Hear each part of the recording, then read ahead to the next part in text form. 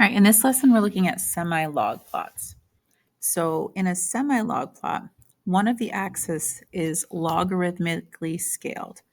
For our purposes, we're always going to scale the vertical axis, the y-axis, but it could be the other axis at times, but for us, it's always the y. We use a semi-log plot where the y-axis is logarithmically scaled. Exponential functions will appear linear. So it helps you see exponential relationships easier over time, because if you look down below, looking at the left, looking at that whole thing, it's exponential. But if you were only to look, in the beginning, you wouldn't see that pattern so much. So it's easier if we changed from a y scale where this is just going up by millions, and we change it and we use logs, so exponents on, usually we use base 10, to scale it, and we took those same points from the graph on the left, and now we're looking at those exponents on base 10 that they would represent them, you notice that this now looks linear as you get out further on that semi-log plot. So we've scaled the y-axis to look at the exponents on base 10, and now it looks linear, so that represents an exponential function to begin with. Okay, and that's down here. It explains all of that. So we're going to learn in this lesson how to recognize a semi-log plot and how to create one, how to come up with the equation. All right, so we have this little graph. It says, Mr. Passwater tells another one of his jokes, begins to spread. The number of people, P, who have heard the joke after T minutes is graphed on a semi-log plot. So if you look here, these are evenly spaced, but they're powers of 10, right? So this is 10 to the first, 10 to the second, 10 to the third. So logarithmically scaled on the vertical axis. Which of the following to be the model for P? So if you look at this, this looks linear on a semi-log plot. So that means P is exponential.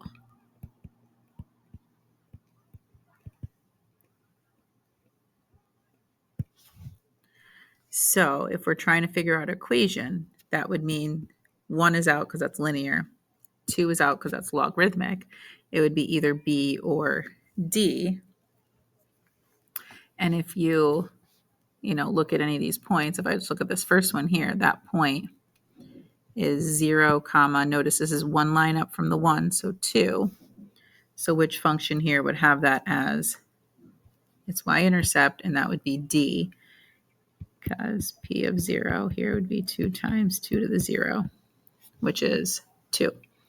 Okay, not for B. B would shift it up. So you want to pay attention to your axes to recognize if you are on a semi-log plot or not. Important up here. When we logarithmic scale the vertical axis for the semi-log plot, we are not changing the actual y values of the data. Okay, we're just changing the scale. So the graph looks a little different. To logarithmically scale the vertical axis means that equally spaced values on the y-axis are proportional, whereas equally spaced values on the x-axis are linear. So we got this little table. The table above gives values for the function f. Which of the following graphs could represent these data in a semi-log plot? So that means we need to have it logarithmically scaled on the vertical axis. So first thing I'm looking at here, those just go up by 0.5, so this is not logarithmically scaled. Similarly, in C, not logarithmically scaled. Okay, so we're not on a semi-log plot. what's going on here? This is 1 to 10.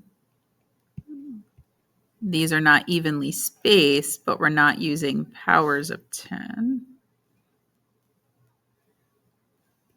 Oh, those wouldn't be the right points. This could be like, this would be 10 to the 0, and this would be 10 to the first. So they're attempting at it, but these are not the right points, because if this is 40, that would have to be above our 10 to the first here. So these aren't even the correct points.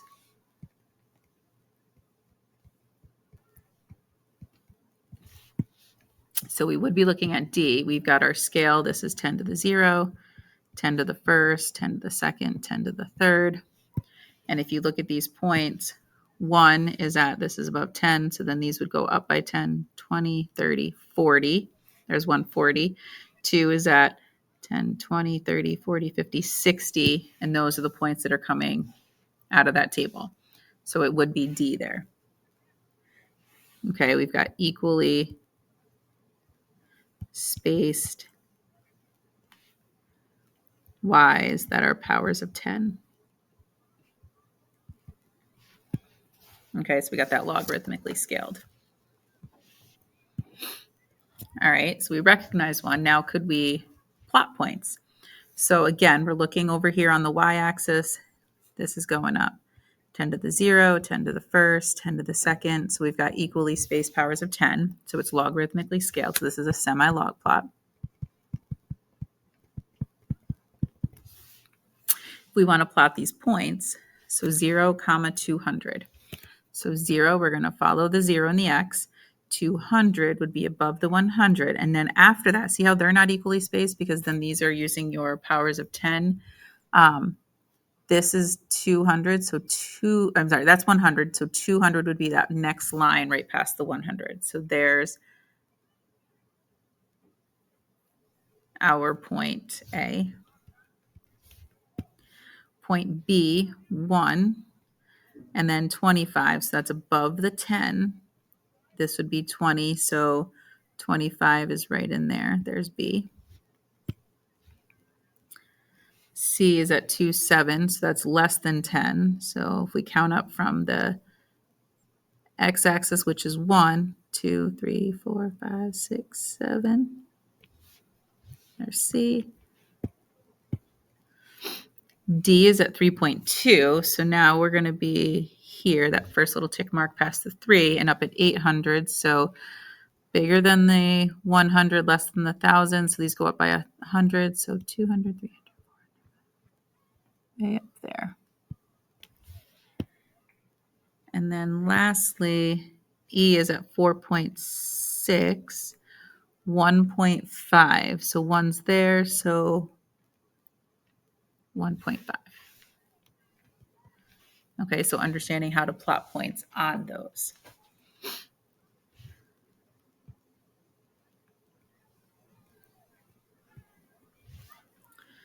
All right, so here we have a graph. It represents the English American population in the United States. Population given for these years. Plot these 3 additional points on the graph above. So 840 since 1620, that would put us at 220 in terms of our input. So there. And then this would be 240 and 260. Okay, so our population. First thing we want to do is figure out what the 17 million number is in terms of your exponent on base 10. That's what this log would help us figure out.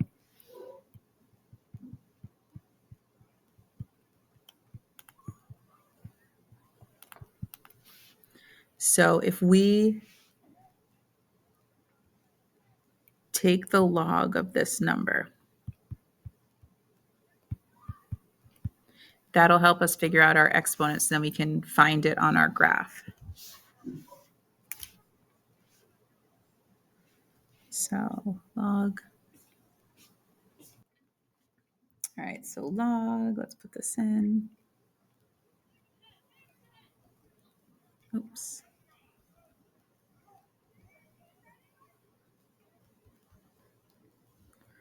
All right, so that comes out to be around 7.23. So that's the exponent on base 10. So if we're plotting that, it'd be a little bit above this 10 to the 7th. Okay, so try to match that up here. Probably right around there. All right, and then do the same thing for the other two. So you can calculate those. I'll do it too. All right, so calculating those logs, I just did log of each of them. And I got 7.5 as well as 7.7. So if I'm going to plot those, it would be just a little bit above this one, and the next one's a little bit above that. And you can see that continuing that semi-log plot, it's linear. It appears linear as we get further out for it.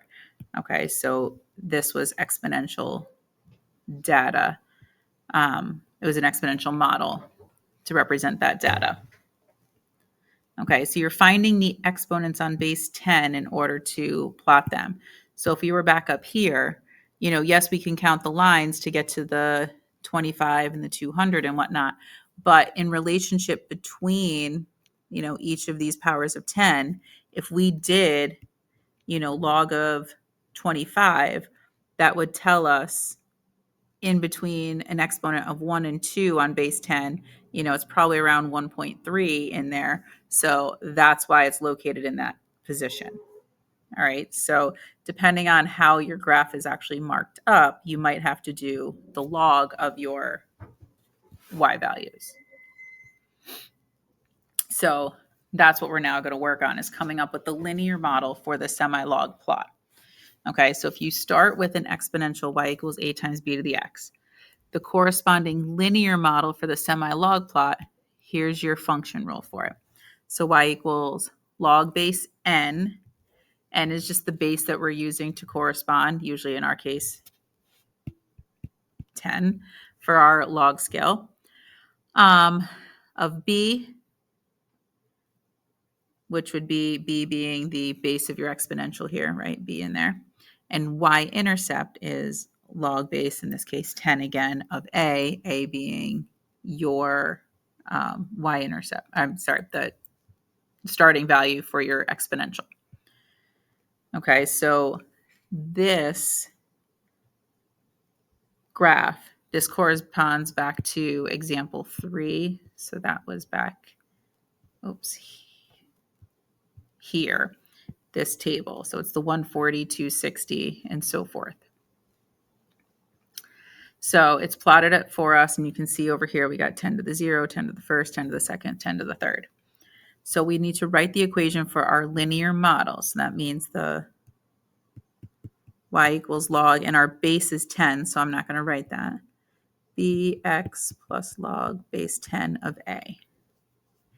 All right, so we need to, this is linear, right? Y equals mx plus b. So we need to figure out what our slope is. So the slope, we can't just use the 140 and the 260, right? That's where they came from, if you look at the first 2 points, because we're no longer on that scale where it's 40 and 60 that are being plotted.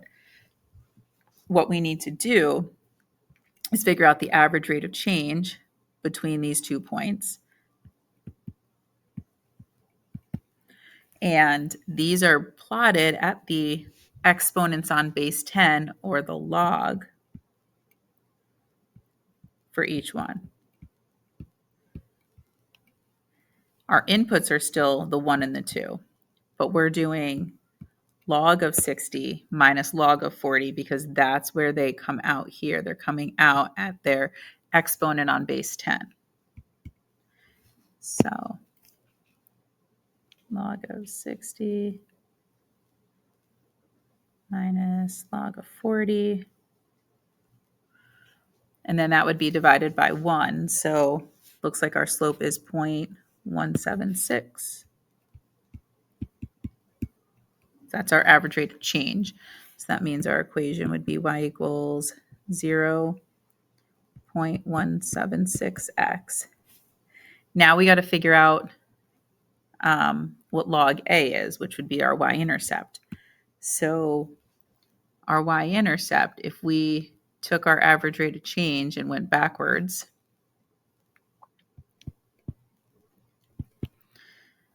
so from this value, if we did our log 40 and we subtracted our average rate of change, or the slope there, what does that come out to be?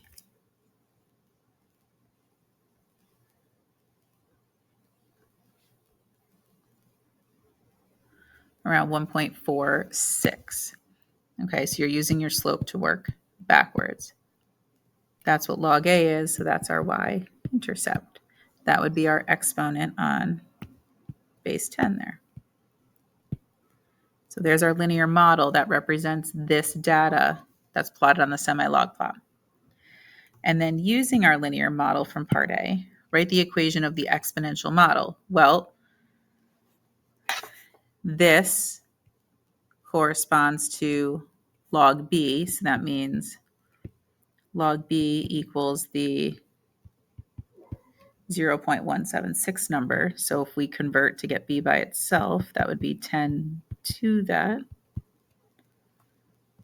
So if we figure that out now, 10 raised to the, let's go up and grab that number, comes out to be 1.5 or 3 over 2. And then similarly, log A is equal to this number, the 1.426. So again, A would be 10 to that if we convert.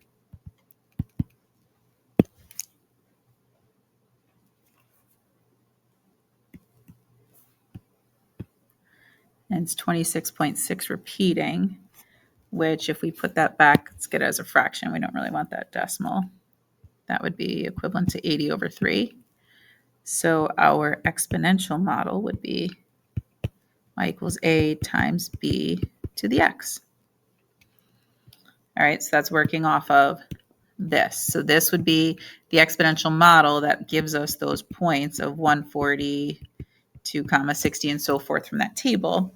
And then this is the equation that represents the linear model of that data on the semi-log plot.